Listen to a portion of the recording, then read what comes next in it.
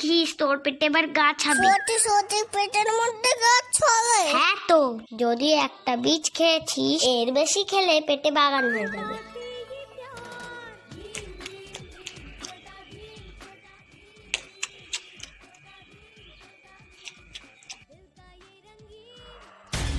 তুই আমার থেকে তরমুজ নিলি কেন? তোর তো কতগুলো রয়েছে, আমি তো শুধু একটা নিয়েছি। ওরকম করিস কেন রে? না যে তুই আমার তরমুজ না হলে আমাকে বলবো, দেখবি? না আমি দেবো না, তুই যাকে খুশি দা। তুই দিবি না তো দেখাচ্ছে মজা।